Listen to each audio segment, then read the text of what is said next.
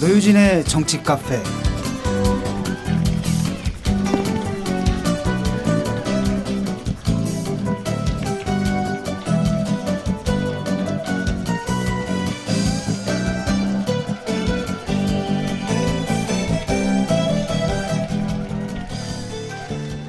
안양시민 여러분 안녕하세요. 정치 카페 전국 투어 대장정의 마지막 종착역입니다. 원래 예정이 여기 없었거든요. 근데 저희가 긴급 투입됐어요. 뭘 의미하는지 아시겠죠? 예, 오늘 총선 전 마지막 일요일이고요. 저희가 나와 있는 것은 지금 경기도 안양시 평촌중앙공원입니다. 아니 저 지하철 타고 지하철 내려가지고 500m만 걸으면 된다 그래가지고 왔는데 뭐가 500m야? 제가 조금 늦게 도착했습니다. 자, 쨍한 날씨는 아니지만 일요일 이곳까지 많은 시민들이 나와주셨고요. 오다가 보니까 유모차 끌고 저기서 조금 전기 자동차도 타고 참 평온한 일요일을 즐기고 계시는 것 같아요. 감사합니다. 그리고 제 옆에는 항상 웬일이야? 제가 멘트만 시작하면 바로 끼어들었거든요. 가만히 계시네. 유시민 작가님 나오셨습니다. 네, 안녕하세요. 유시민입니다. 예, 반갑습니다. 예, 요 근처에 그 박달교장 옛날에 제가 지역 예비군 할 때 훈련 받으러 종종 오던 곳이었는데 저도요. 예, 그 동안 을군은 아니고 거기는 갑인 것 같더라고요, 그죠? 예, 아주 뵙게 돼서 반가워요. 네. 예, 그저께하고 어저께 이제 사전 투표가 있었죠. 사전 투표가 끝났는데 여러분 중에서도 사전 투표 하신 분 계시죠? 예. 아이고 성미도 급하시라. 듣고 가시지. 어쨌든 아직 그 투표 안 하신 분들께 여러분들이 할 역할이 참 많으십니다. 특히 이 지역에서는요. 그리고 지금 사전 투표가 최고치, 그러니까 사전 투표가 도입한 이후로 최고치라고 하니까 투표율도 다소 올라갈 것 같습니다. 이것도 나쁜 소식은 좀 아닌 아니 것 같고요. 지난번 지방선거 때가 처음이고 이번이 두 번째고 총선으로는 처음이니까 예. 무조건 신기록이에요. 그죠? 예. 예. 지난번에 11.49%인데 이번에 12.19%고요. 전북이 굉장히 높았고 반면에 영남 쪽이 좀 낮은 것 같아요. 바람직하죠? 예. 이유는 말씀 안 드릴게요. 아무래도 각하께서 자꾸 이렇게 진실한 사람 찾다 보니까 그 동네에서도 좀 짜증이 좀 나신 것 같아요. 아니, 원래 진실한 사람이 그리 많지 않거든. 예. 그리고 원래 배신은 진실한 사람이 하는 게 배신이에요. 그렇죠? 예. 저희가 오늘 새벽 발행된 정치카페 99편 대반격편에서 이번 총선 전망 충분히 해드렸습니다. 좀 뉴스에 나오는 거 보면 굉장히 암울해 보이는데 꼭 암울한 것만도 아니거든요. 우리가 아직 모르는 변수들이 몇 가지가 있고 또 새누리당에서 지금 읍수하고 난리가 났죠. 그게 물론 엄살도 있지만 이게 단지 또 엄살만은 아닌 측면도 있으니까 꼭 참고해 주시고요. 이번 수요일 날 투표 꼭 참여해 주시고 혼자만 참여하시면 안 됩니다. 끌고 가셔야 돼요. 예. 여기 청취자들이 이게 어느 동네인지 정확히 모르시는 분도 계실 수 있어요. 그죠? 제가 여기 정진후 후보 기호 4번 명함을 가지고 있는데요. 여기가 보니까 호계동, 평촌동, 1, 2, 3동, 그죠? 예, 1동, 2동, 3동, 평안동, 귀인동, 범계동, 갈산동, 신촌동. 요렇게 우리 청취자 여러분들 우리 제목에요. 팟빵에 올릴 때 동안을 정진후 이름 꼭 넣어 놓을 테니까 딴 동네 분들 안 들으셔도 돼. 예, 근데 이 동네 사시는 분들은 꼭 들어보셔야 돼요. 오늘 중요한 정보가 나가기 때문에요. 예. 저희가 전국토 마지막 공연 장소로 여기 예정에도 없던 이곳에 이제 긴급 투입된 것은 참 말하고 싶은데 이거 말할 수도 없고 우리 홍길동이야. 아버지를 아버지라 부르지 아버지를 부를 못하고 형을 형이라 부르지 못하고 여론조사를 했으나 발표를 얘기할 수 없는 1등 후보를 1등이라고 말하지 못하는 이 아픔. 안타까움을. 감사합니다. 아유 고맙습니다. 자, 서도는 이 정도로 하고요. 드디어 여러분을 이 장소에 오시게끔 한 그분 모시겠습니다. 지금 여러분 계신 안양 동안을 여기 출마하신 정의당의 정진우 후보님 나와주세요. 어디 계세요? 나와주세요. 어서 오세요. 어서 오세요. 예.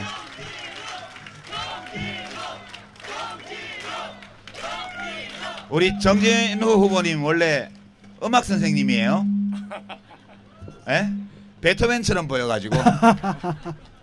국어교사였습니다. 근데 예. 포스는 음악 선생님 포스잖아요, 그죠? 예. 예. 이렇게 멋지게 생기신 국어 선생님을 나는 일찍이 만난 적이 없었어. 예. 그 새누리당 후보가 이제 5선에 도전하는 선거구인데요. 뭐 단일화 소식이 전해지는 것 같더니 또 갑자기 또 어제 석고대죄 하셨죠. 예, 근데 뭐 사실 그 잘못은 정진우 후보가 한 잘못이 아닌데, 그렇죠? 근데 왜 석고대죄 하셨습니까?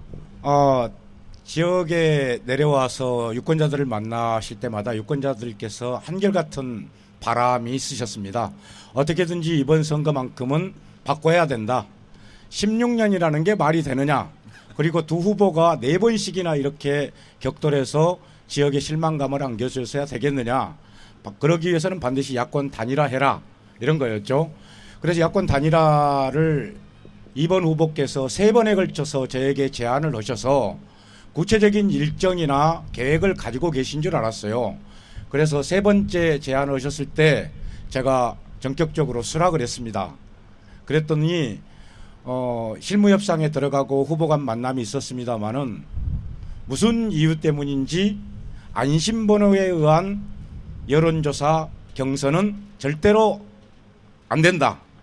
이렇게 말씀을 하셔서 결국은 깨지게 됐고 시민들에게 단일 후보에 대한 너무나 이 깨진 것에 대한 미안함 때문에 이틀간 한 7시간에 걸쳐서 제가 무릎을 꿇고 시민들에게 죄송하다는 말씀을 이렇게 드렸습니다.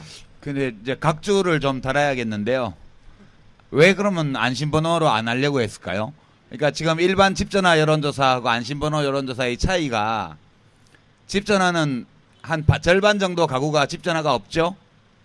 그러니까 유권자 모집단하고 그 집전화 여론조사로 수집한 표본 집단하고 사이에 편차가 발생하기 때문에 유권자의 여론을 제대로 알기 어려워요. 그리고 이제 무선전화는 지금 법 때문에 일반 여론조사 회사에서는 못 쓰고요. 어느 동네인지 알 수가 없잖아요. 그걸 정확히 알고 있는 중앙선관위에서 행정전산망 데이터를 이용해서 실제 전화번호가 노출되지 않도록 휴대전화마다 가상번호를 부여해서 그 번호를 정당에다가 주는 거거든요.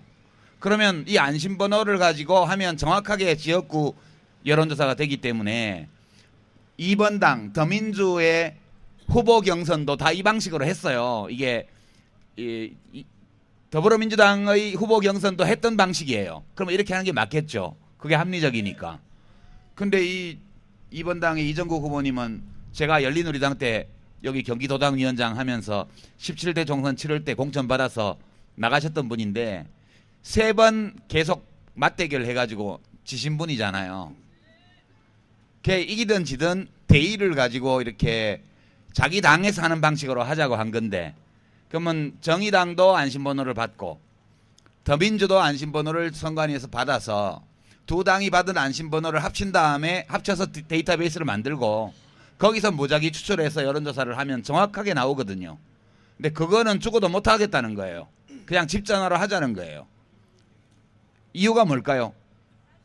아니 그 이유를 말씀드리면 또 법 위반이 되기 때문에 당연히 누가 이길지 해봤을 거 아니에요. 아니 2번 후보도 해봤을 거 아니에요. 근데 못 이긴다 이렇게 판단하셨나 봐. 이긴다고 판단했으면 했겠죠. 그 말은 정확한 여론조사를 하면 정진우 후보가 단일 후보가 될 수밖에 없지 않냐라고 제가 여론조사 결과를 말씀드리는 게 아니고 해석을 하는 거예요. 이렇게 해석을. 예. 아니 그분이 그렇게 생각하고 계신 거죠. 아니 이제 합리적으로 해석하면 이렇게밖에 해석이 안 돼요. 그래서 지금 일반적으로 언론에 보도되는 여론조사만 봐서는 야권 후보 중에 누가 센지 여러분 모르시잖아. 지금 문재인 더민주 대표께서 어제 뭐라고 말씀하셨어요? 오늘도 다른 당 지지자 야당 지지자들에 대해서 새누리당을 이길 후보한테 표를 몰아주라고 날마다 말씀하고 다니시잖아요. 여기는 더민주 지지하시는 분들도 계시고 정의당 지지하시는 분도 계시고 또 다른 정당을 1번 빼고 지지하시는 분도 계실 거라고 생각하는데요. 우리 제1야당 야권의 마태영의 전 대표님이시지만 정신적인 대표시잖아요. 예, 그분 말씀을 따라야겠죠. 네. 예. 이상 각주였습니다. 네. 제가 맞게 해석했나요, 정진호 네. 후보님? 예. 예, 그 2번 후보가 또 자기 페이스북에다가 이상한 장난을 좀 쳤죠? 예. 이 야권 후보 단일화를 제가 수락한 직후에 블로그에 야권 후보 단일화가 성사되었다. 이렇게 올렸어요. 제가 야권 후보 단일화에 대한 제안을 수락하면서 사실 107명이 있는 정당의 후보와 의원 5명인 정당의 후보가 여론조사를 통해서 경선했을 때 소수 정당의 후보가 수락한 것은 모든 불안과 걱정을 다 내려놓고 하는 거다. 그래서 나는 모든 것을 내려놓고 오직 시민들만 보고 시민들의 뜻에 따라서 단일화에 응하겠다. 이것을 일부만 모든 것을 내려놓겠다라고 하는 문장만 딱 넣어서 마치 내가 후보를 사퇴하거나 한 것처럼 이렇게 블로그에 올렸어요. 요거는 이제 지읒 신문, 지읒디귿 신문 요런 데에서 잘 쓰는 거두절미 신공이라고. 예. 2번 당 정치인이 그런 거 쓰면 안 되겠죠? 예. 네. 예, 지금 뭐 거기에 대한 유권자들 지금 걱정되는 게 있거든요. 혹시 그렇게 잘못 알고 계신 분들도 있고 또 이제 늘 그렇게 생각하잖아요. 그래도 2번 당 뭐 4번 당이니까 역시 센 쪽이 더 강하지 않을까 이런 생각 잘못 생각하시는 분들도 있는데 유권자들 좀 만나보셨을 거 아니에요. 제가 이것도 각주를 달게요. 네. 지금 진중근 교수 말씀하신 것도 각주가 필요해요. 이게 정치가 좀 복잡해가지고 해석을 해야 돼요. 오늘 오후 1시에 좀 전에 더민주 문재인 전 대표가 경기 북부 지역을 순회하는 일정을 하면서 고양시에 오셨어요. 고양시에 선거구가 4개입니다. 갑을, 병정. 오셔서 고양 을에 가셔서 정재호 후보 유세를 하시고요. 고양 갑을 가볍게 건너뛰신 다음에 곧바로 일산으로 넘어가셔가지고 고양 병, 고양 정, 김현미, 유은혜 후보를 모아서 미강광장에서 유세를 하셨어요. 좀 전에. 그러면 갑은 고양 갑은 다시 오냐? 안 오셔요. 그게 무슨 의미겠어요? 예, 거기는 이미 센 후보가 정해져 있다 그런 뜻 아니겠어요, 그죠? 예. 그럼 고양 을, 정, 병은 2번 당 후보가 강한 후보고 고양 갑은 4번 당 후보가 강한 후보이기 때문에 거기 안 오신 거예요. 예, 2번 후보가 있음에도 불구하고 예, 이 동네 오셨어요, 혹시? 아직 안 오셨습니다. 네. 앞으로도 안 오실 안 것 오실 같아요. 겁니다. 이것이 많은 것을 말해주고요. 요즘 더불어민주당에 인기 있는 유세단이 있죠. 더 컷 유세단이라고. 예. 좀 억울하게 컷오프 당했던 지역구 비례대표 후보들이 모여서 예. 울면서 더민주 지지를 호소하고 다니시잖아요. 그분들 여기 오셨어요? 그분들 오신다는 광고를 2번 후보 측에서 계속 문자로 발송했는데 안 오셨어요. 시간이 지났는데 아직 안 오시네요. 계속 앞으로도 안 오실 거예요. 예, 저희와 판단이 일치합니다. 이게 지금 더불어민주당의 유세단 그리고 김종인 대표, 문재인 전 대표의 일정을 가만히 보시면 그 일정 속에 복수의 야권 후보가 있는 지역에서 어느 후보가 강세 후보인지를 알 수가 있어요. 그분들이 안 가시는 곳은 2번 후보가 강한 후보가 아닙니다. 이게 지금 제 각주입니다. 예. 중요한 정보예요. 예. 각주의 선수. 제가 글 쓰는 사람이니까 각주를 잘 붙여요. 예. 예, 그 유권자들 만나보시니까 어떻던가요? 유권자들 분들께서 처음에 단일화를 요구하셨던 것 이상으로 엄청난 저도 깜짝 놀랄 만큼 지지를 펴오고 계셔요. 특히 사전투표를 하고 나오셔서 제가 길거리에서 인사 다니는데 찾아오셔서 이번에는 4번을 찍었다 이렇게 말씀하시는 분들이 보통 제가 이 선거를 치르셨던 선배님들 이렇게 말씀을 들으면은 길거리에서 10분하고 악수를 했을 때 3분하고 느끼는 강도만 내 편이라고 생각하면 그건 당선이다 이렇게 말씀을 하셨는데 그 강도보다 훨씬 더 센 것 같습니다. 예. 네. 그 더컷 유세단이 처음에 온다고 했다가 안 온 이유, 그 사이에 여론이 달라진 거예요. 이 선거는 집 짓는 것과 같은 정력학이 아니고 물이 흐르고 공기가 흐르는 것 같은 동력학인데 처음에는 자기들이 더 센 줄 알았지. 네. 근데 더민주도 안심번호 가지고 지역별로 여론조사를 계속하고 있거든요. 발표를 못할 따름이지. 그 결과 그 사이에 바뀌었네. 이래서 안 온 거니까요. 아마 이제 아직은 이 유권자들이 잘 모르시기 때문에 그런데 이 방송 들으시는 청취자 여러분들 특히 안양 동안을에 살고 계시거나 또는 사는 분을 알고 계신 경우에 야 거기는 4번이 세라더라 이렇게 꼭 예, 말씀해 주시기 바랍니다. 예, 저 안양 동안을의 저 새누리 후보가 이름이 굉장히 낯익은 이름이거든요. 왜냐하면 이제 이분이 옛날에 그 서울대 총학생 회장 하셨나? 네, 1980년. 네, 그래서 제가 어렸을 때 중학교 때인가 하여튼 그때 저희 집에도 이제 전화가 오고 그랬어요. 그래서 전화가 와가지고 예, 제 딸입니다 이렇게 했던 네, 그분인데. 별명이 학교 다닐 때 제떨이. 예, 맞아요. 근데 이제 그분이 어느 날 그 정신 차리고 보니까 엉뚱한 데 가서 엉뚱한 짓을 하고 계시더라고요. 예? 근데 동네에서 보시니까 어떠세요? 뭐 선거운동 같이 하시면서 좀 어. 아름다운 분인가요? 저는 좀 재처리 하셔야 된다. 저는 좀 그런 모습은 지금은 볼 수가 없어서 참 안타깝습니다.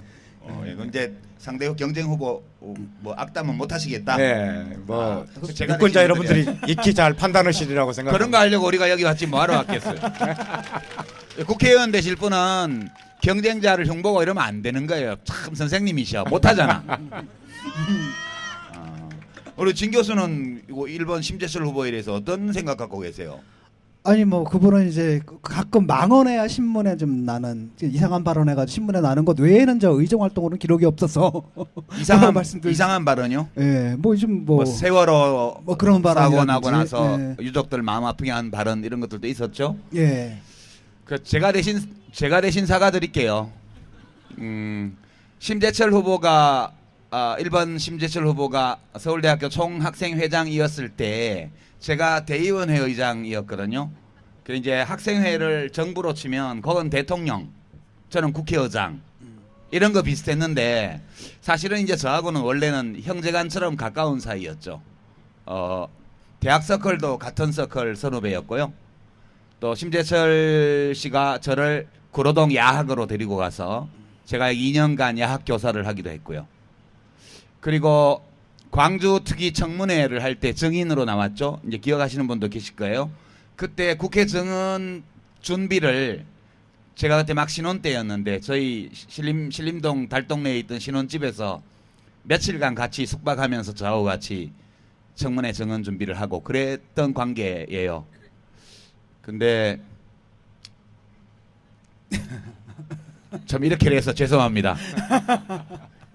1994년도에 제가 독일 유학할 때 저한테 전화가 와가지고 김영삼 대통령 쪽에서 사람을 보내서 오라 한다. 어떻게 하면 좋겠냐. 그래서 제가 가지 마라 그랬어요. 가지 말고 꼭 정치를 하고 싶으면 그때 MBC 기자하다가 교통사고가 크게 나서 거의 죽을 뻔했거든요. 그래서 이제 그때 왼쪽 다리가 감각이 덜 돌아와서 장애를 갖고 있는데 그래서 자기가 정치를 하고 싶다고 그래서 그러면 김대중 총재한테 가서 5.18 재판 받을 때 그 계엄사에서 요구하는 그대로 법정에서 허위 진술했던 거 어려서 겁이 나서 그랬다고 절하고 잘못했다고 빌고 그리고 정치하고 싶다고 말을 하면 수도권에 괜찮은 선거구를 줄 거다. 내가 거기 선배들하고 얘기해 보니까 그렇게만 하면 된다 그러더라.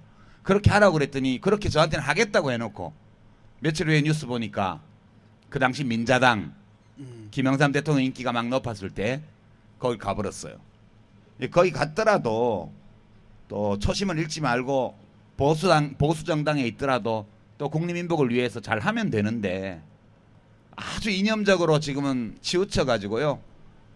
아주 저는 가슴이 아파요. 이제 근한 10년 동안 교류가 없습니다. 저하고는. 저는 가족도 다 알고요.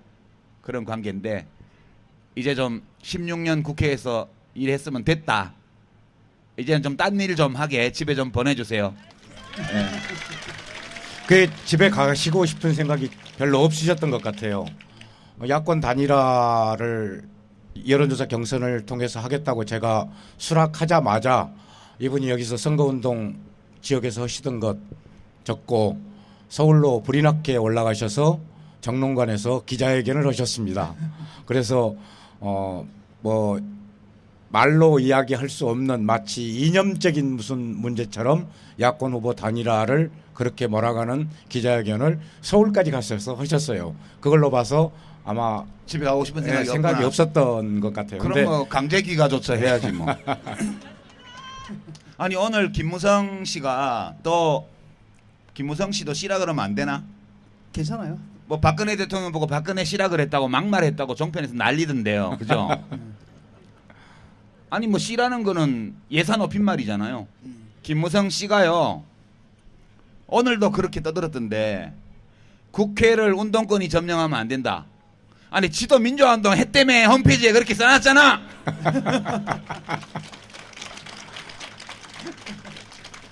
그리고 학생운동, 노동운동, 시민운동, 사회운동, 민주화운동 한 게 잘못이에요? 아 맨날 뭐 국민들한테 물어봐가지고 상향식 공천 한다며. 민주화운동 하신 시민들이 없었으면 지금 그걸 어떻게 하겠어요? 말이야 막걸리야 정말. 그리고 심재철 후보도 운동권 출신이잖아. 예. 운동했던 사람이잖아요. 지금 문제는 운동했던 사람이 광주에서 그 학살 저질렀던 그 당에 들어가서 정치하고 있는 게 문제지. 옛날에 민주화운동을 했다는 게 문제예요? 잘못이에요? 아니 무슨 망발도 이런 망발이 있냐고. 그래서 저는 지금이라도 심재철 후보가 정신을 차리고 전라북도 도민이 정신을 차려야 되는 게 아니고 김무성 대표하고 심재철 의원이 정신을 차려서 자기 자신의 실언과 망언에 대해서 지금이라도 사과하고 집에 가셔야 돼. 예. 김무성 대표가 며칠 전에 여기 내려왔어요. 지역에. 아, 여기 왔어요? 예. 그런데 사전 투표를 하는 날이어서 동사무소 반경 100m 안에서 유세를 할 수가 없어서 벗어나서 하셨는데 기자들만 모아놓고 이렇게 말씀을 하셨는데 첫 번째 이야기가 매우 가관이었습니다. 오선 의원을 만들어서 국회의장을 시키자 뭐 이런. 아니 이거는 저 계속 이게 저 뭐죠 사무총장이 벌써 몇 명이야? 사무총장 시켜주겠다는 사람이 사무총장만 8명이야. 8명이 지금 뭐 국회의장은 몇 명이나 되려나 이제. 국회의장은 5선 가지고는 못해요. 지금 저 경기도 화성에 지난번 보궐선거 당선돼갖고 또 뭐 우리 새누리당의 당대표는 김무성이 아니고 박근혜 대통령이다 이런 금과 옥조와 같은 말씀을 하시는 서청원 씨가 몇 선이에요. 선수로 따져서 심재철 의원은 또 당선이 되어도 국회의장 택도 없어. 예, 이게 무슨 자리 가지고 지금 뭐 장난치는 거야 뭐야. 예. 국회의장도 한 너댓 명 될 거예요. 그밖에 뭐 또 다른 말씀도 하셨나요? 예, 그리고 뭐 야권 연대를 한다는데 우스운 짓이다 이제 이런 말씀하고 가셨죠. 근데 그것 자체가 두려운 것 아니겠습니까? 저는 이미 판세는 뒤집어졌고 그리고 안양 시민들께서 제대로 된 선택의 길을 지금 열어놓고 계시다. 그리고 그것은 투표를 통해서 정말 우리 국민들의 마음, 안양 시민들의 마음을 숨김없이 표출해 주실 것이다. 저는 이렇게 믿고 있습니다. 예. 근데 그 전에 여론조사 결과 공표 금지가 시작되기 전 그때 일부 여론조사가 발표된 것도 있지 않아요? 예. 근데 그 심재철 후보 지지율이 저희들이 좀 안심번호 말고, 안심번호를 통해서 했었는데 아니, 일반 여론조사 에서도 집전화 여론조사에서도 별로던데. 집전화 여론조사 당시 그러니까 공표 이전의 여론조사를 보면은 1번 후보께서 계속 한 서너 차례 추이를 보더라도 계속 그 단위에 묶여 있었습니다. 그래서 이게 왜 그러니까 이런 현상이 나타날까 저희들도 새누리당 의심스러울 정도였어요. 새누리당 정당 지지율 마이너스 알파. 이때 알파는 1보다 크고 10보다 작은 정수. 옛날 생각나시죠? 학교 다닐 때 수학. 네. 되게 그러니까 30%에 미달하는 정도의 지지율밖에 없더라고요. 북한에서 방해 전파를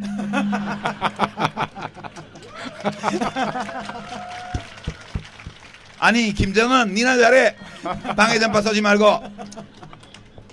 그래서 저희들도 왜 이런 수치가 나올까? 새누리당의 지지도가 일정하게 전국적인 게 있고 지역의 지지도가 있는데 왜 그보다 훨씬 더 미달해서 나올까 하는 것이 굉장히 큰 의문이었는데 실제로 지역 다니면서 주민들의 이 유권자분들의 말씀을 들어보니까 아 이건 정확한 수치구나 하고 해석을 할 수 있었습니다. 맞아요.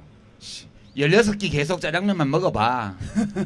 16년 동안 한 사람 억수로 잘하면 모르겠는데 그렇지 않으면 지겨워요 이제 그죠? 예. 짬뽕으로 바꿔야 돼. 매운 굴 짬뽕으로. 예.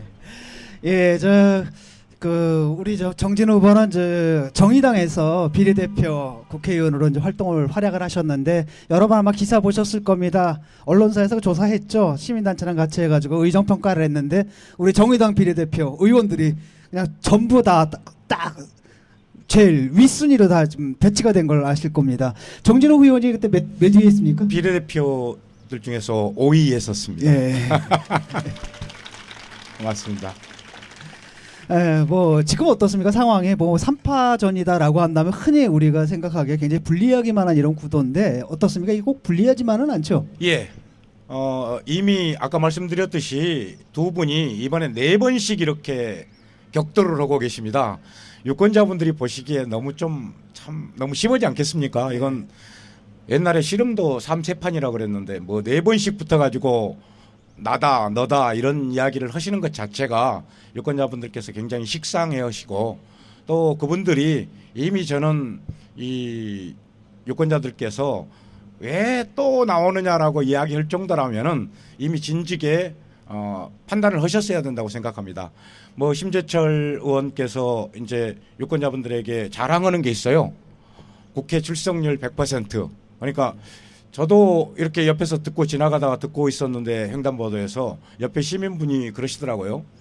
100% 출석하면 뭐해? 그 자리에 앉아서 누드 사진이나 보고 있는데. 아이 그 어쩌다가 한번 실수한 걸 가지고 또 그렇게 꼬집으신다 선생님이. 그래서 저도 제가 하지 못하는 말씀을 하시구나 이런 이야기를 생각을 했습니다. 이게 용서해줘요 그러면은. 일만 잘하면 좀 그래도 돼. 근데 일을 못 하니까 그게 문제인 거지. 그리고 이제 보면은 이 19대 국회 들어와서 1년에 한 번꼴로 이제 주민들의 뭐라 그럴까요? 우리 안양 시민들의 자존심을 많이 상하게 하셨던 것들이 있어요. 뭐 세월호 국정조사 특위위원장으로서 정말 세월호 가족들의 가슴에 형연할 수 없는 대목과 같은 못을 박았던 그런 문자 메시지. 그 다음에 또 이 지역을 위해서 열심히 일해 오셨다고 스스로가 믿기 때문에 지역의 이 관공서가 준공될 때 정원에다가 보통 뭐 관공서에 이렇게 국회에도 그런 거 있지 않습니까? 국회의장 이름으로 식수. 기념식수 하고 그러는데 기념식수 하시고 그 앞에다가 돌을 하나 좀 놓고 그 돌에다가 안양 발전의 염원을 담아 심재철 이렇게 했는데 저는 대통령이건 국회의장이건 기념식수 하는 걸 봤지만은 그런 형태로 기념식수 앞에다가 돌을 새겨놓는 것은 못 봤어요. 근데 그걸 가지고 이제 뭐 셀프 뭐 박정희 전두환때 굉장히 많았잖아요. 그리고 조선시대까지 거슬러 올라가는 송덕비 이런 거잖아요. 송덕비. 예전에 송덕비도 뭐 조병갑 생각나시잖아요. 백성들의 고열을 빨아서 송덕비를 세울까 봐서 지역에서 백성들이 그런 걸 해주겠다고 하더라도 예전에도 왕이 그것을 승인했거든요. 송덕비를. 그럴 정도였기 때문에 그런 비를 세운 게 너무 지역 발전에 대한 의욕이 넘치셔서 그랬는지는 모르지만은 지역 주민들이 보시기에는 너무 오만하고 했던 거 아니냐라는 그런 비판을 많이 받고 계시더라고요. 은근히 또 꼬집어질 또 아시네. 이런 정도는 괜찮죠. 예. 예, 아무래도 그런 것 같습니다. 이제 뭐 4선, 그분이 이제 5선째죠, 이번이. 뭐 이제 5선이 될 수는 없다고 봅니다만 4선을 했지만 그동안 국회에서 특별히 할 일이 없고 그다음에 이제 그쵸 그 뭐 사진보다 걸리거나 아니면은 막말하다가 신문에 나거나 그거는 특별히 할 일이 없고 또 상대편도 3번 계속 같은 상대한테 이제 하다 보니까 새롭게 이제 정진우 후보가 주목을 받았던 것 같습니다. 그러니까 밥상 4번 차리면서 그 같은 요리에 같은 밑반찬으로 계속 한 거지 지금까지. 이제 좀 바꿔봐야 된다 이런 거고요. 우리 정진 후보님은 여기 안양예고 선생님이셨잖아요. 예. 아 진짜 저는 음악 선생님인 줄 알았는데 국어 선생님이셨구나. 의왕에서도 근무를 하셨고. 예, 안양예고에 28년 전에 국어교사로 이렇게 부임을 해서 안양에 살기 시작했습니다. 그러니까 처음 교사 그렇습니다. 임용된 게 예, 예. 안양예고였어요. 예. 이 자리 여러분이 앉아 계시는 이 자리는 예전에 제가 우리 애들 데리고 메뚜기 잡으러 다녔던 들판이었습니다. 그리고 바로 옆에 있는 의왕의 백운중학교에서도 한 5년간 근무했었습니다. 그때는 의왕이 없을 때죠. 의왕시가. 예, 그렇죠. 예, 처음에 제가 이렇게 옛날이니까. 왔을 때, 예. 왔을 때는. 그러면 지금 선거운동 다니시다 보면 옛날 제자도 좀 만나고 그러죠. 네, 바로 중앙공원에서도 몇몇 제자들을 봤는데 유모차 끌고 나와 있는 여학생이었던 주부가 갑자기 제자들도 같이 많이 늙었어요. 예, 많이 늙었더라고요. 예, 안양예고에 관심이 있는 분들은 유념해 주시기 바랍니다. 예, 또 이제 안양에 이제 출마하셨으니까 또 공약도 들고 나오셨을 텐데 뭐 어떤 것을 가지고 유권자들에게 안양 시민들께서 누구보다도 이 교육에 대한 열정이 굉장히 뜨거우셔요.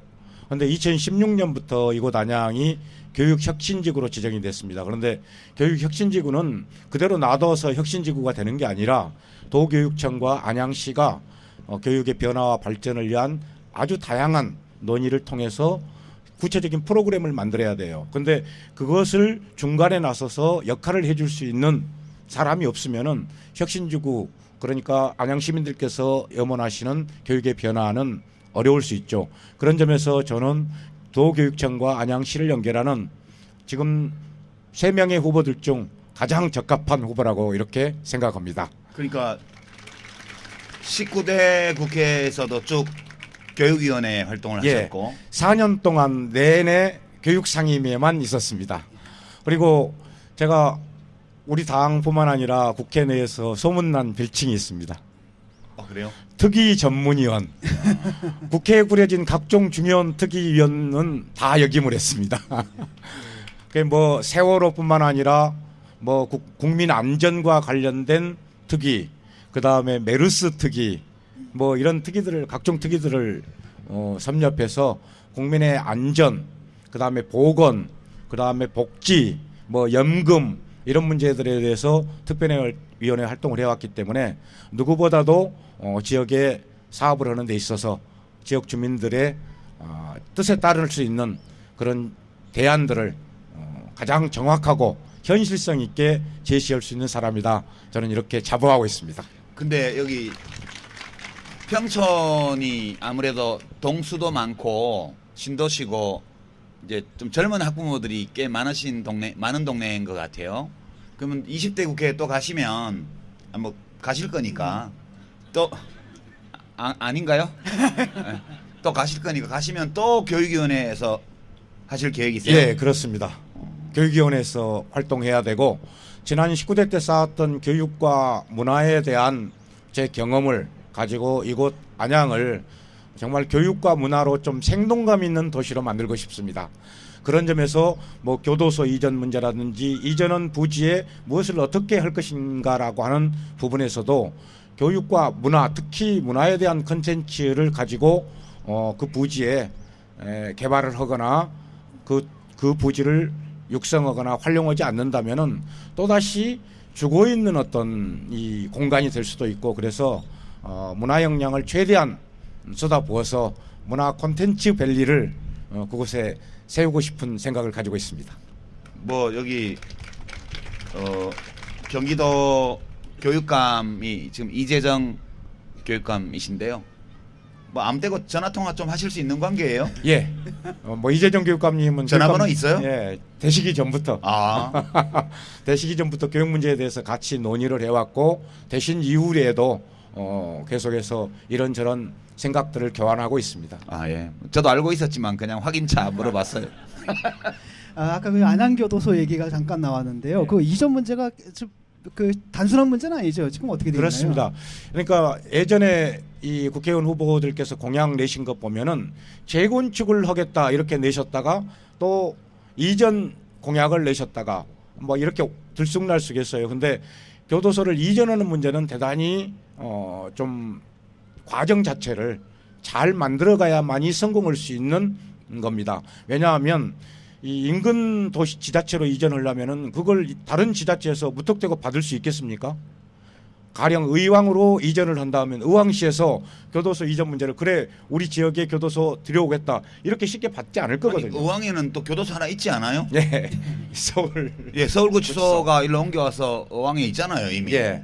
그래서 이제 법무타운 이름으로 그것을 옮기려고 한다면은 의왕에 있는 예비군 훈련장을 안양으로 보내고 그리고 안양에 있는 교도소를 의왕으로 보내고 이런 형태의 윈윈 전략이 필요한데 그러려면은 기획재정부, 그다음에 법무부, 국방부, 의왕시, 안양시 이 5단위가 의견 조율에 일치를 해야 됩니다.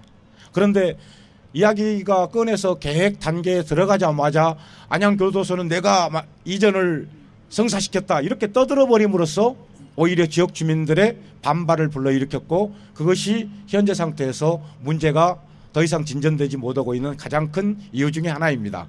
그런 요인들로 누가 무엇을 해서 어떻게 했다라고 자랑하는 그 구시대적인 정치 행태로는 안양교도소 이전은 불가능한 게 아닌가 저는 그런 생각을 해서 과정 자체를 잘 만들어 가야 된다 이런 생각을 하고 있습니다. 근데 제가 궁금해서 그러는 건데 안양에 법원 있어요?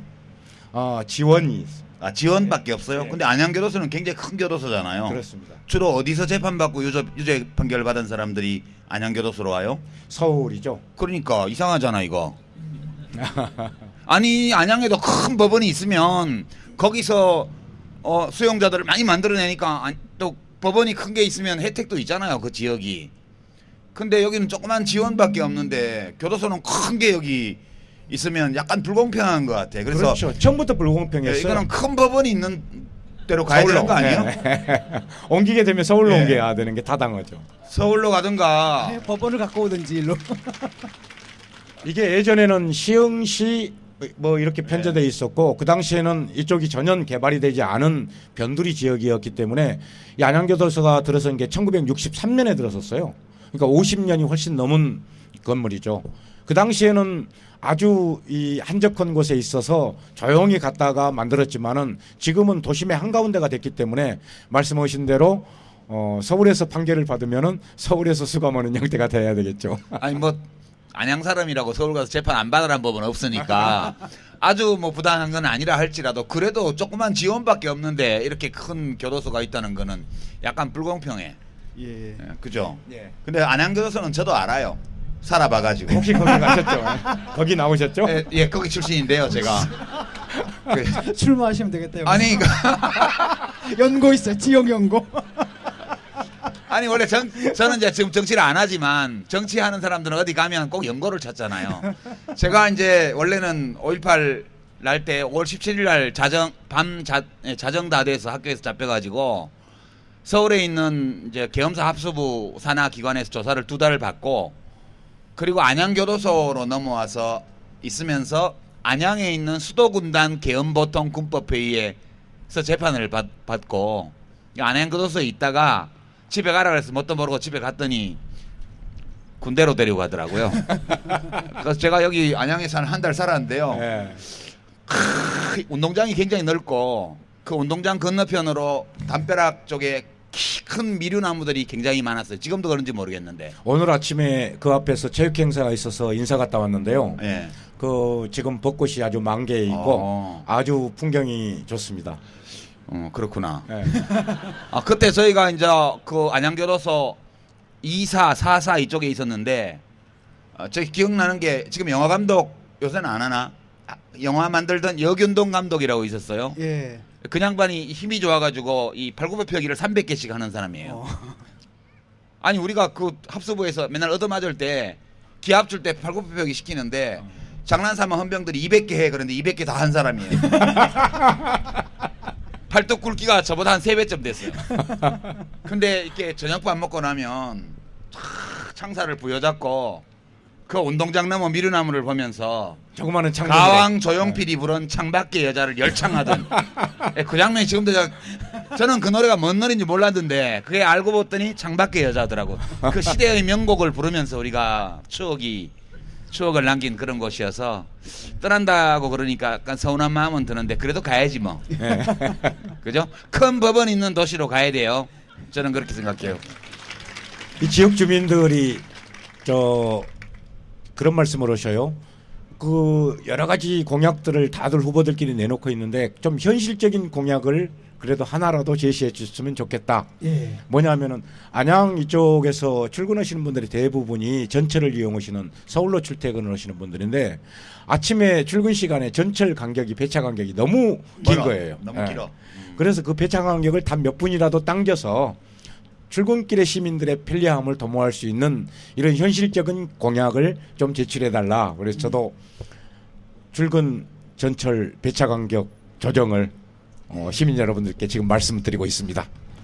하여튼 뭐 제가 안양교도소 이전의 이론적 기초를 오늘 제공해 드렸어요. 예, 참고하셔서 앞으로 이렇게 정부에다 그런 것 요구하실 때 예, 잘 써먹으시기 바랍니다. 대법원은 서울에 있지만은 고등법원까지는 수원에 그렇죠. 제가 수원 말하기가 좀 그래서 말을 안 했는데 제가 아까 큰 법원이 있는데 그랬잖아요. 수원은 땅도 아직 좀 있잖아. 예. 큰 법원 있는 데로 가야 돼. 참고로 하겠습니다. 예. 예, 수원에 우리 후보 없죠 아직. 아, 있잖아. 아 영통구는 해당이 안 돼. 아 그래요? 아 이거 불안합니다. 제가 옆에서 듣고 있는데. 아니 이 방송은 안양 분들만 들으시면 돼요. 예, 딴 데로 퍼나르지 마십시오. 예. 예, 그 유권자들 만나보셨는데 아무래도 이제 여기서 그 지역구에 활동을 하신 그 심재철 의원에 대한 평가들 또 거기에 대한 불만들 그리고 거기에 대해 가지고 또 정진우 후보에 대해서 기대하는 바들도 좀 있을 것 같습니다. 어떤 말씀들 하실까요? 그러니까 시민들께서 만나시면은 대뜸 하시는 말씀이 그래요. 이제 좀 그만했으면 좋겠다. 뭘 그만했냐 그랬더니 이번 공천 과정에서 시민들께서 너무 적나라하게 양 당의 모습을 보신 거예요. 그리고 중앙당만 그러는가 싶었더니 지역의 정치가 그대로 전이되어서 나타나고 단일화한다고 그랬다 단일화하지 않고 이런 모습들을 보시면서 굳이 설명드리지 않더라도 중앙정치를 통해서 보셨던 막장 드라마의 정치 행태를 지역과 연계시켜서 그대로 해석하고 계시더라고요. 그런 점에서 이번에는 좀 새로운 뭔가가 필요하지 않겠느냐. 그래서 지역 정치도 바꿀 수 있는 그리고 변화시킬 수 있는 계기도 필요한데 아무한테나 맡길 수는 없다. 그런데 몇 번씩 나와서 떨어진 분한테 그런 기대를 하는 것보다는 그래도 비례대표로서 4년간 의정활동을 해서 나름대로 일정하게 검증된 사람이라면은 충분히 그 역할을 수행할 수 있지 않겠느냐라는 그런 격려와 지지 그런 희망들을 계속해서 표현해주고 계시기 때문에 저는 그 힘으로 반드시 승리할 것이라고 생각합니다. 그 지금 뭐 큰 당들 막장 드라마 얘기가 나와서 그러는데 아니 뭐 그 헐떠들리는 건 아니고요. 그냥 1번 당은 원래 그런 거고 2번 당은 원래 그런 당이 아닌데 좀 안타까워요. 그죠? 좀 안타까워요. 그래서 그 말씀만 좀 더 드리면 사실 2번 당에 가서 공천 싸움 하신 분들 많잖아요. 왜 그 레드오션에 가서 그렇게 비비나 몰라.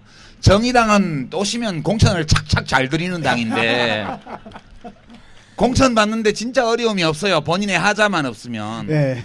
그래서 앞으로 정치하시는 분들 참고해 주시기 바라고요. 여기는 막장 드라마가 없어요. 당선이 좀 어려워서 그렇지 공천은 엄청 쉬워. 그래도 우리 당은 처음에 공천을 했던 63명의 후보들 모두를 우리 당원들께서 직접 투표를 통해서 선출해 주신 대한민국의 유일한 정당이었다는 거 말씀드립니다. 에이, 다들 선거구마다 한 사람밖에 없어갖고 찬반 투표한 건데 뭐 그거 가지고 또 깔때기를 대시나. 아니 그 새누리당 같은 경우에는 아시잖아요. 그 공천 원칙이 국민에게 봉사하는 사람이 아니라 대통령에게 봉사하는 사람이었잖아요. 그러니까 무리하게 막 그 쳐내고 말 안 듣는다고 쳐내고 이른바 이제 진실한 사람 이게 기준이 돼 버려가지고 그 사단이 나버린 거고요. 기억하시죠? 뭐 어떤 일들이 벌어졌는지 뭐 신을 참아여 주시옵소서 유승민 씨 자기 잘라달라고 근데 자르면 또 안 된다고 네가 알아서 나가라 이런 쇼를 하다가 또 옥새 들고 튀어라부터 온갖 사극이 펼쳐졌던 게 1번 당이고요. 2번 당 경우에는 뭡니까 뭐 공천을 칸막이를 쳤죠. 뭐 룸살롱처럼 칸막이를 치고 그 안에서 뭐 이렇게 뭐지 자기들끼리 뭐 집어넣고 이러다가 이제 사단이 나버렸던 것 같고. 룸살롱 안 가보셨구나. 그래요. 룸살롱은 룸이잖아. 칸막이가 그래요? 아니고 칸막이가 벽이 아니고. 있는 거예요. 우리 진 교수는 너무 건전하게 사는 분이라 그건 잘 모르시는구나. 어쨌든 그리고 3번단 같은 경우에 딱 문제가 됐던 게 그거죠. 뭐 저 옷 벗고 들어눕고 그다음에 도끼 퍼포먼스 막 나오고 이게 새정치 하겠다는 사람들이 도대체 이 새정치가 아니라 몇십 년 전 정치를 복고풍으로 지금 풀고 있는 이런 상황 속에서 그나마 정의당 같은 경우에 비례대표 완벽하게 끝냈죠. 예, 비례대표 뭐 당원들이 투표했는데 근데 또 이제 4번 당도 문제가 없는 거 아니에요. 사실 우리 솔직하게 하자고 요 당이 너무 까칠해. 그죠? 좀 까칠해요. 이 밤송이 같아서 만질라 그러면 밤은 탐나는데 가시가. 까칠까칠해요. 우리 그런 거 좀 고쳐야 되는데 지금 고치는 과정이잖아요. 저는 많이 부드러워지고 있고 부드러워졌다고 생각합니다. 그냥 까칠거리기만 하지 피는 안 나 이제. 예, 그 정도 왔는데요. 저는 이제 1번 당은 그 사태가 벌어진 게 왕정이라서 그래요. 왕정.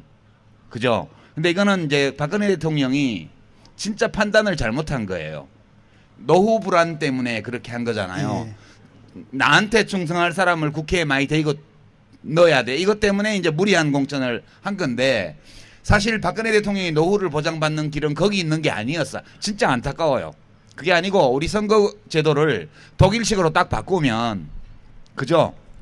그러면 박정희 대통령, 박근혜 전 대통령 이래서 모으면 한 20%, 25% 이상의 콘크리트 지지율은 있어요. 그러면 당 득표율만큼 의석을 받잖아. 그 25%를 받으면 75석을 받는 거예요. 선거 때마다. 맞나?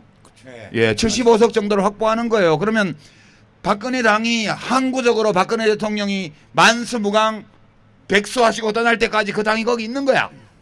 그 좋은 방법을 내버려 두고 이 선거제도를 안 고치고 무리하게 당권을 장악하려니까. 공천을 진박을 하려다 보니까 이렇게 된 거고 진박들이 그러면 공천 받아서 국회의원이 되고 나면 충성하냐? 아니에요. 우리 진 교수가 얘기했잖아. 인간 개는 진짜 개만큼 충성스럽지 않아요. 그러니까 완전히 헛심을 쓴 거고 2번 당은 1번 당이 왕정의 문제라면 2번 당은 원래 민주정을 하던 정당인데 잠시 귀족정 또는 과두정으로 돌아가 버린 거예요. 그래서 국회의원들 몇십 명이 패거리를 지어서 야 당대표 너 그만 안 두면 우리 탈당할 거야 으쌰으쌰 이래갖고 막 열 몇 명 나가니까 당대표가 가시방석에 앉았잖아요. 자기 때문에 자기가 자리 욕심 때문에 안에서 당이 분당되는 것 같으니까 그러니까 급하게 어디 가서 임시군주를 초빙해다가 거다가 앉혔잖아요. 근데 이분이 현명하고 어진 분이면 괜찮은데 와서 마음대로 해버렸어. 막 안 잘라야 될 사람 잘라버리고 후보도 없는데 잘라버리고 막 그렇게 한 거 아니에요. 엉망으로. 그리고 좀 처음에 초빙군주가 왔을 때는 관리를 잘해가지고 탈당도 멈추고 그래서 지지율이 올라갔잖아요. 그럼 관리자로서 잘했으면 되는데 그게 아니고 자기의 철학, 자기의 개인적인 신념 이런 거를 당에다가 갖다 매기면서 문제가 생긴 거거든요. 요거는 총선 끝나고 어차피 비대위니까 그죠? 비대위니까 어차피 총선 끝나면 그거는 집에 가셔야 돼. 그 점 말씀드리고요. 3번 당은 3번 당은 뭔지 몰라 이 당이. 3번 당은 어떤 당인지 아직 불확실해요. 제일 확실한 거는 호남 지역의 기득권을 누리던 현역 정치인들 플러스 새정치를 꿈꾸고 대권을 꿈꾸는 안철수 씨 이렇게 붙어있는 당이에요. 이 당은 제가 볼 때는 오래 가기 어려워. 3번에 투자하시면 코스닥 상장한다고 좋아서 투자했는데 예, 나중에 아마 그 시장에서 그 폐장될 거예요. 퇴출될 거예요. 거기 투자하지 마세요. 4번 당은 우리 무리하게 무조건 4번 밀어달라 얘기 안 해요. 될 때만 밀어달라고 그래요. 몇 군데. 그죠? 몇 군데 될 수 있는 데만 밀어달라고 그러잖아요. 그 정도도 못 해줘요. 요 당은 큰 물에서 안 놀아봐가지고 아직까지 까칠해. 걔 이제 국회의원도 좀 늘려주고 뭐 이렇게 하다 보면 자기들도 이제 큰 물에 가서 막 놀다 보면 이렇게 까칠해가지고는 이게 장사가 안 되겠구나. 예, 그래서 서비스도 개선하고 손님 오시면 웃는 얼굴로 맞이하고, 지금은 보면 손님 오면 이렇게 삐딱하게 저거 돈 있는 손님이야 없는 손님이야 이렇게 심사하려는 듯한 태도 이런 거 좀 있잖아요. 예, 그런 거 고칠 거예요, 그죠? 그러니까 요거는 폐장은 안 돼. 이 주가가 급등도 안 하겠지만 꾸준히 이 장기적인 안목으로 투자하면 괜찮을 종목이거든요. 제가 주식 투자는 안 하지만 그렇게 해서 제가 당 홍보를 안 하면 또 제가 비록 평당원이긴 하지만 우리 심상정 대표님이 뭐라 그러셔요. 저한테 좀 평당원이지만 당성을 좀 보여주라고 저한테 계속 요구하셔가지고 어쩔 수 없이 제가 좀 했습니다. 예. 예. 저 같은 경우에는 어제 저 어디죠? 거기가 용인에 이제 표창원 후보 나온데가지고 또 제가 또 지원을 나갔어요. 와, 2번 당 지원을 나갔고 오지랖도 넓어. 자기 당이나 잘 챙겨. 당 그 선대본에서 진증권 당원 이거 제명해야 되는 거 아니야? 징계해야 되는 거 아니야? 말은 그렇게 농담으로 하고요. 실제로는 거기까지 차편을 제공해 줬습니다. 타라고.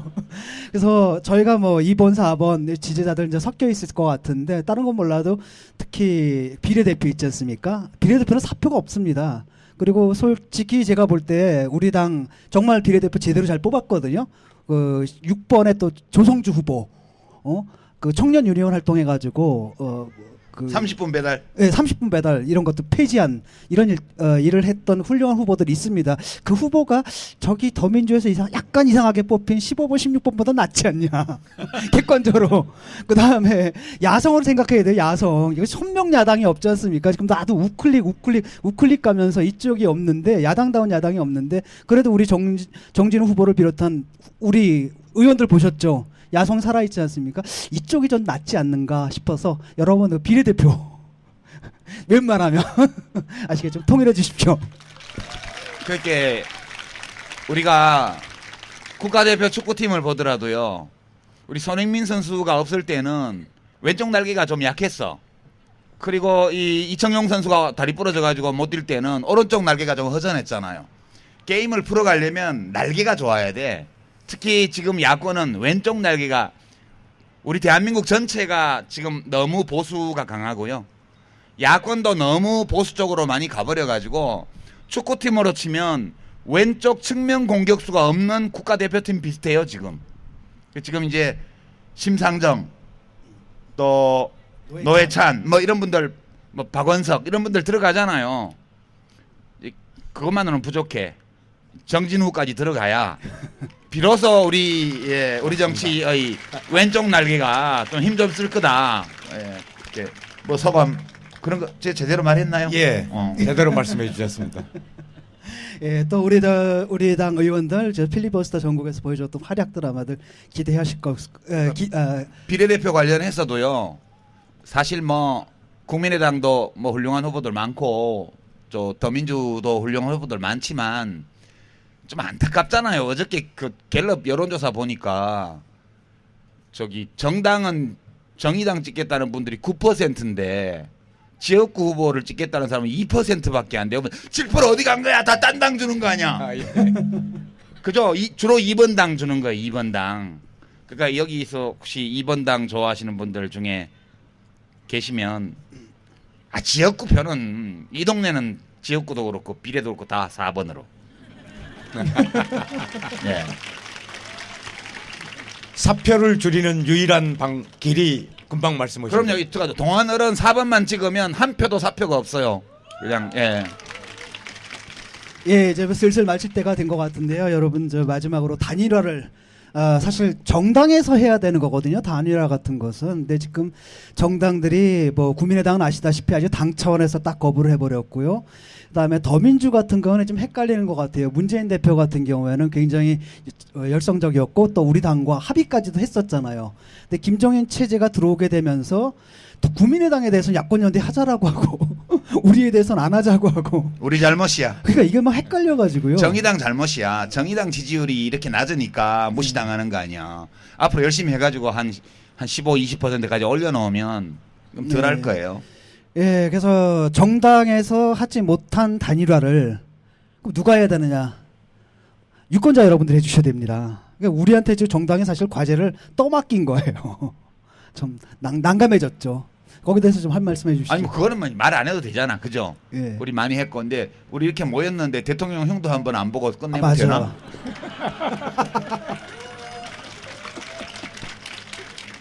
요즘 그 대통령이 굉장히 좋은 일 하고 계시더라고요. 그러니까 옷 보셨어요?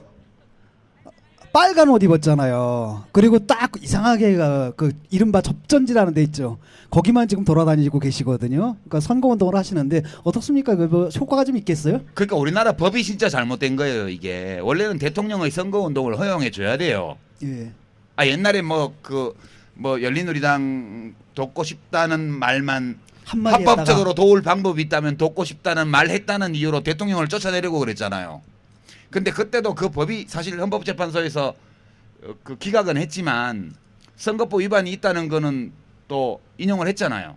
근데 그건 진짜 잘못된 거예요. 오바마 대통령도 선거운동 다 하고 다니고 미국에서 보면 예. 선진국들은 선출직 공직자들의 선거운동이 다 허용돼 있잖아요. 그것까지 포함해서 유권자들이 판단하는 거니까 우리가 정권 심판하자 여당 심판하자 그렇게 얘기를 하면서 여당의 실제 당대표가 대통령이라며요. 수정은 의원 말이. 그 당의 실제 당대표가 선거운동을 못하게 묶어놨으니까 진짜 이게 홍길동 선거운동이지. 아버지를 아버지라 하지 못하고 형을 형이라 부르지 못해서 어쩔 수 없이 새누리당 잠바가 아니고 그냥 빨간 자켓을 입음으로써 나 새누리당 선거운동원이에요 라고 대통령이 하고 다니는 거잖아요. 저는 법적으로는 문제가 있을지 모르지만 정치적으로는 이렇게 하는 게 하나도 이상한 게 아니다. 흉 보려고 그랬는데 편 들어주지. 근데 좀 박근혜 대통령이 너무 좀 아니, 근데 선거 개입이 소극적인 것 같아. 좀 더 적극적으로 나서주시면 하는 소망이 있어요. 다시 진실한 사람들 찍어달라고 그러시고 그래 해야 돼 지금. 그래야 지금 막 그냥 뚝뚝뚝뚝 아니 뭐 떨어지고. 그거까지는 말 못하고 그냥 원리상 그렇다는 거지 내 말은. 아직 재밌는 상황은 뭐냐면 이제 대통령 각각해서 이렇게 돌아다니면 돌아다닐수록 지지율이 오르는 게 아니라 이제 오히려 거꾸로 떨어지고 있다는 이 상황 자체가 파악이 좀 안 되는 것 같아요. 왜냐하면은 사실 새누리당이 꽤 지지율이 높았잖아요. 40몇 %다가 지금 30대로 계속 내려가고 있는데 그 원인이 누구냐면 원인 제공자가 사실 본인이거든요. 대통령 본인. 그게 아니지. 대통령 생각은 김무성 대표가 옥새를 들고 부산으로 튀고 이런 것 때문에 그렇게 됐다고 생각하는 거지. 아니 그 진 교수는 자꾸 우리 대통령님을 자기 수준에서 그렇게 평가하지 마세요. 우리 대통령님은 특별한 분이시라고. 우리 보통 평범한 사람들의 인식으로는 도저히 그분의 행보를 이해하기 어려워. 그 정도 훌륭한 분이니까 대통령이 됐지. 괜히 됐겠어? 라고 저는 생각합니다.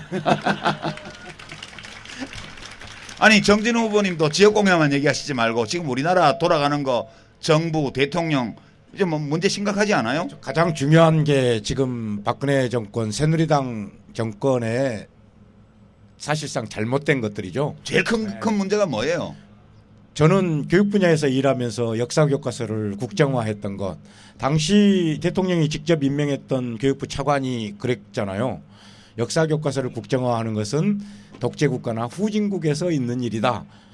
예전에 논문을 통해서 그렇게 주장을 했는데 우리나라가 후진국이잖아. 그렇죠. 후진국의 면모를 대통령이 보여주셔버린 거죠. 그렇지. 그럼으로써 차관은 그날부로 쫓겨났습니다. 예. 그리고 뿐만 아니라 청년 실업의 문제 지금 통계청의 통계치가 잡힌 이후에 최대거든요. 12.5%. 그리고 뭐 민생, 경제 사실상 모든 것들 민주주의 후퇴 다 이렇게 되고 있지 않습니까? 그런데 새누리당 의원들 그런 정권을 향해서 자기 당에서 올바른 소리를 하시는 분은 거의 없어요. 심지어는 증세 없는 복지 없다. 이 말 한마디 했다가 쫓겨나는 원내대표가 쫓겨나는 이런 상황이지 않습니까? 그래서 이런 새누리당 특히 박근혜 대통령의 이런 실정을 바로잡기 위해서도 국민 여러분께서 이번 투표 정말 잘해 주셔야 된다 이렇게 생각합니다. 아니 그 내가 사회자 같다. 우리 진 교수도 뭐 지금 제일 잘못된 게 뭐 같아요? 우리 지금 대한민국에 정부가 하는 일 중에. 예, 저는 뭐 그 시대착오라고 해야 되나요? 그러니까 사실 이명박 대통령이 이제 옛날 또 70년대로 되돌려놨는데 경제를 정치마저 딱 지금 그 시대로 돌려놓은 것 같아요. 그래서 이분이 이제 자기가 정치할 때 정치에 대한 감각에 옛날에 청와대에서 아버지 밑에서 배운 그거 있잖아요.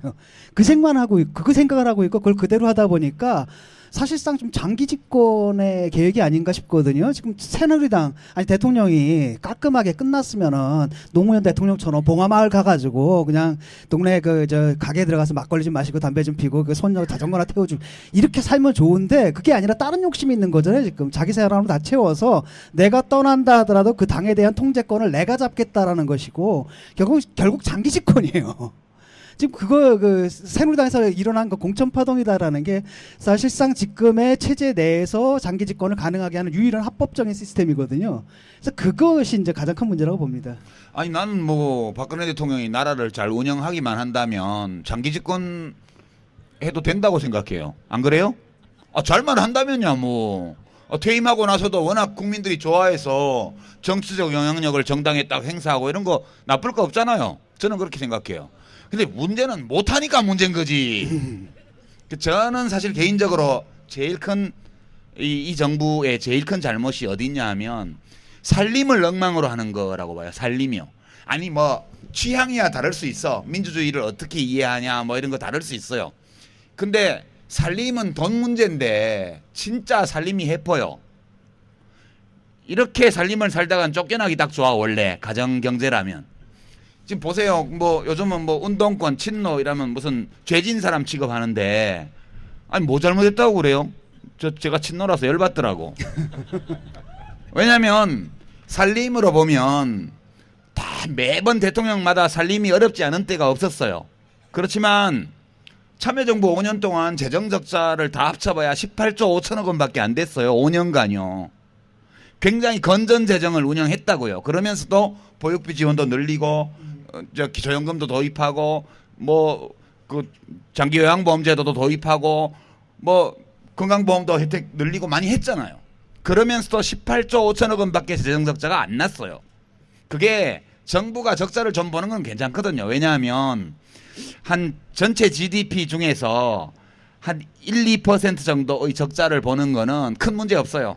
왜냐하면 1억 연봉 버는 사람이 100만 원 정도 빚진다고 문제될 건 없잖아요. 그래서 우리나라 GDP가 그 당시에 1조 원 좀 넘었으니까 그 당시에는 지금은 1조 5천억 원 정도 되니까 1조 원 GDP면 그죠? 한 100조 원 정도 빚지는 거는 5년 동안 큰 문제 없어요.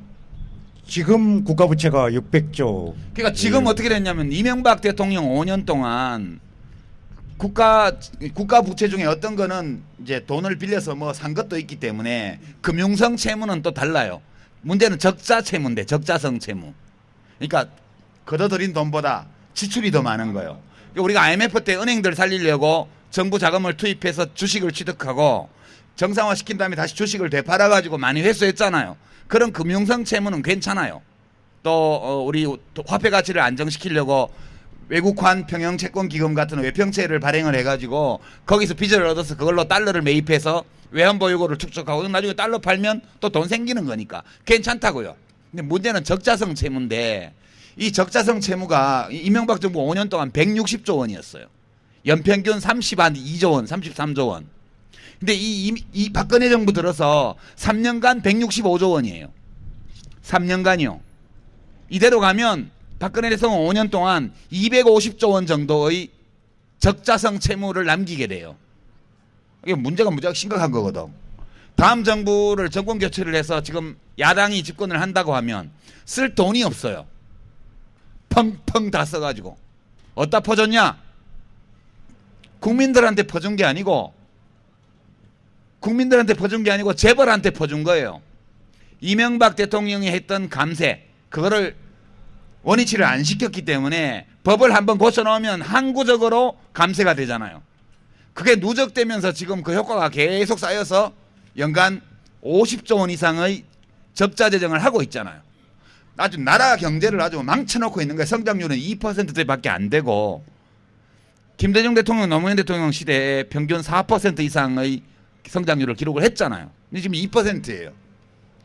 나라 살림, 나라 경제를 완전히 망쳐먹고 있는 정권인데 이거에 대해서 국민들이 붕괴하지 않고 이런 건 다 감춰버리고 언론에서 보도도 안 해주고 나와서 맨날 막장 드라마 생중계를 하고 있는 이런 언론을 보고 있는 우리 국민들이 저는 너무너무 안쓰럽고요. 우리가 이거에 대해서 경각심을 가지고 이 정권을 꼭 끝장내야 된다. 저는 그렇게 말씀드리고 싶어요. 예, 이 정권을 확실히 끝장내기 위해서 우리 정진호 후보 예, 국회로 마지막으로. 보내주십시오. 아니 끝장낼 각오를 말씀을 해주셔야지. 저는 이번 새누리당에서 나온 공약 보셨습니까? 이번 선거 지면은 교육감 직선제고 뭐가 없습니다. 다 중앙정부에서 마음대로 알아서 하겠다는 거죠. 지역 주민들의 의사 따위는 듣지 않겠다고 할 것입니다. 교육 정책뿐만이 아니라 모든 정책들이 그럴 거라고 생각합니다. 그런 점에서 저는 반드시 이곳 안양이 변하면은 저는 대한민국이 변한다고 생각합니다.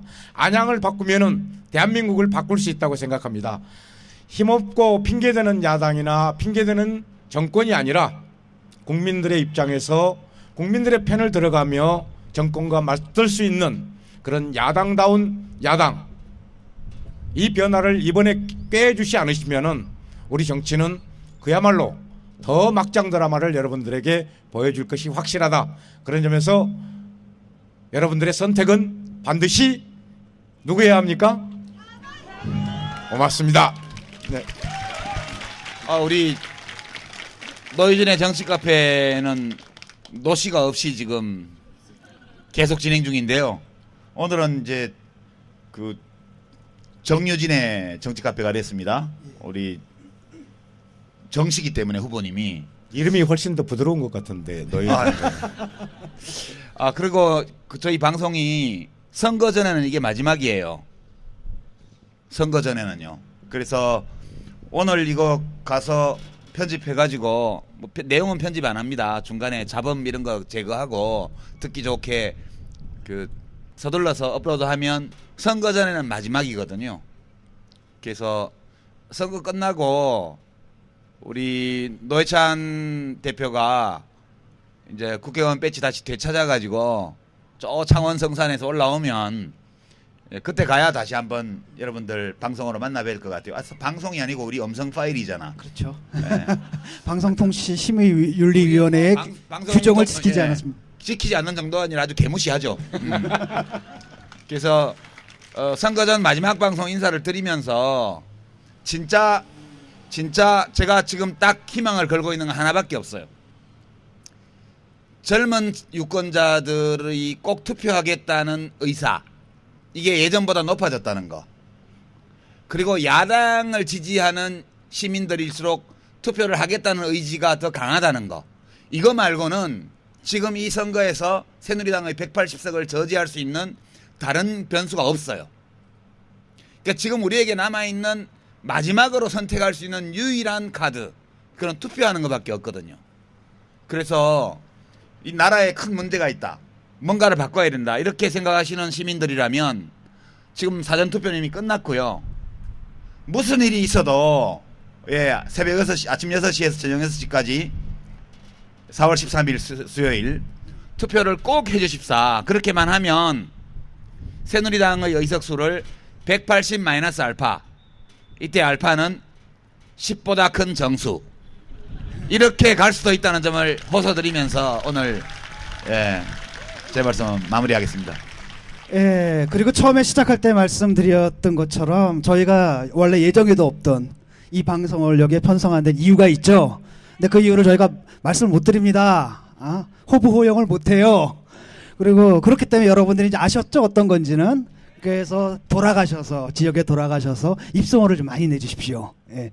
저 정당에서 해야 할 일들을 정당에서 안 하고 우리한테 넘겨버렸어요. 그 단일화의 과제를 우리가 좀 풀어야 됩니다. 그래서 여러분들 아셨으면 그냥 여기서 끝나는 게 아니라 우리 이제 방송 업로드 되면 그것도 좀 주변에 많이 권해주시고요. 주변에서 입소문을 좀 많이 내주십시오. 예. 되겠네. 예. 고맙습니다. 그러면 뭐 선거 끝나고